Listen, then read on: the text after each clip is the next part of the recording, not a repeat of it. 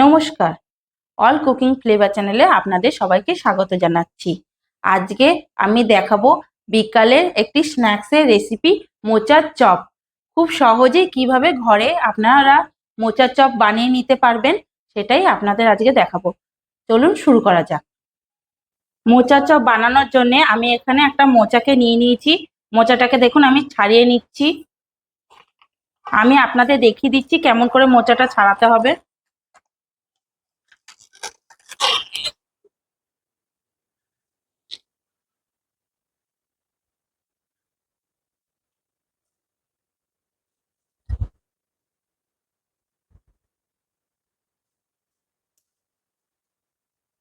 এগুলোকে ফেলে দিতে হবে। আমি এরকম ভাবে নিয়ে নেব।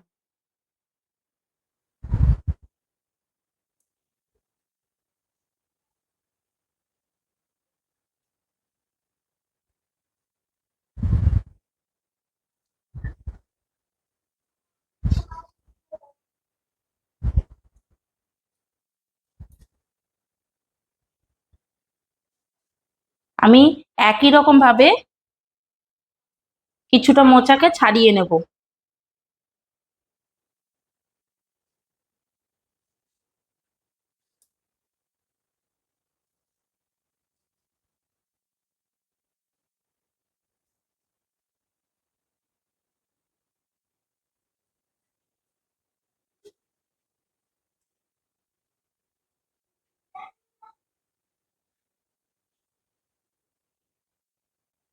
আমি এখানে কিছুটা মোচা ছাড়িয়ে নিচ্ছি, সব মোচাটা আমার লাগবে না, আপনারা আপনাদের আন্দাজ মতো নিয়ে নেবেন। আমি এই মোচা গুলোকে এবার নুন আর হলুদ দিয়ে খানিকটা সেদ্ধ করে নেব।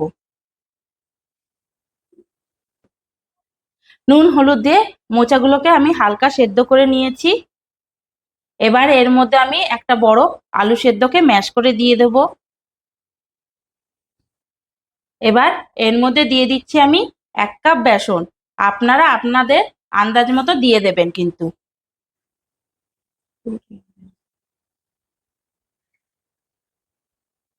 দিয়ে দিচ্ছি আমি বড় চামচের 1 চামচ চালের গুঁড়ো।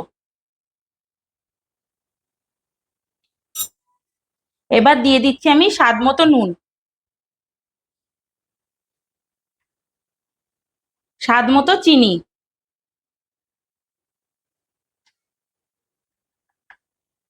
1 চামচ ধনের গুঁড়ো,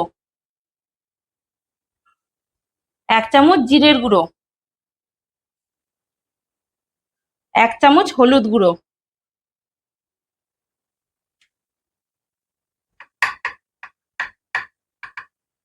1 চামচ লঙ্কার গুঁড়ো,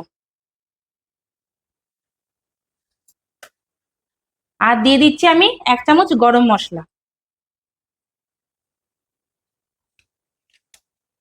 এবার একসঙ্গে মাখিয়ে নেব।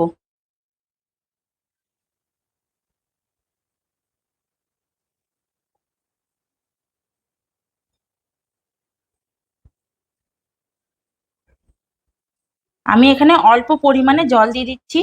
এটা কিন্তু একটু শক্ত শক্ত মাখাতে হবে।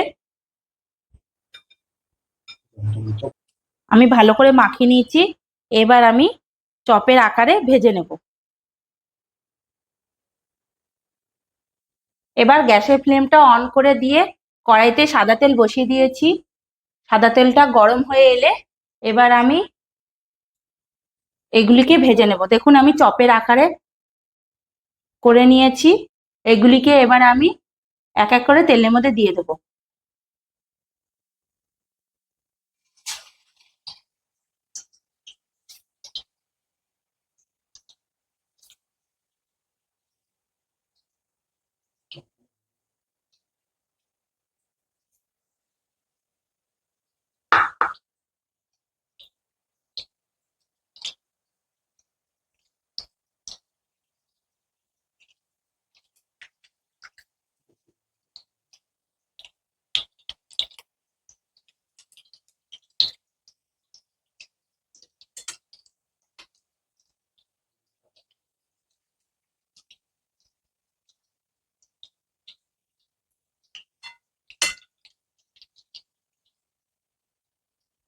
চপগুলোর একটা সাইড ভাজা হয়ে গেছে, এবার আমি উল্টে অপর সাইডটাও ভেজে নেব।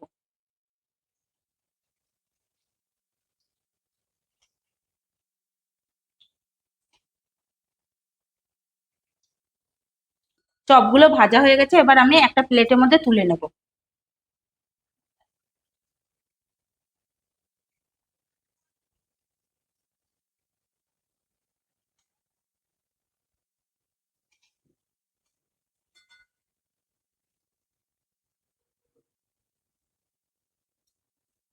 এবার আমি একই প্রসেসে বাকিগুলোকেও ভেজে নেব।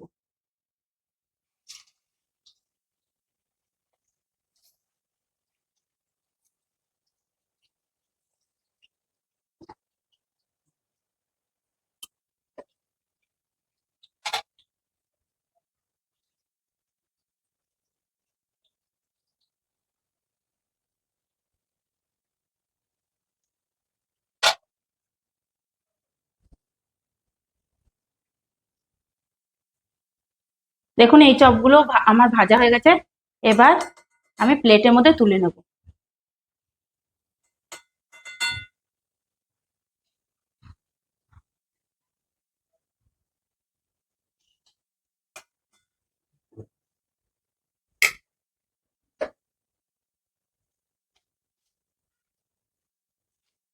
তাহলে আপনারা দেখতেই পেলেন কত সহজ এই মোচার চপ বানানো। আপনারাও বাড়িতে ঝটপট বানিয়ে ফেলুন আর খেয়ে অবশ্যই কমেন্টে বলুন আপনাদের কেমন লেগেছে।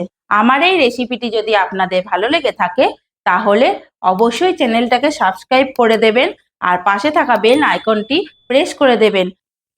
আমার পাশে থাকার জন্য আপনাদের আমার অসংখ্য ধন্যবাদ। ফিরে আসবো আমি আরেকটি নতুন রেসিপি নিয়ে।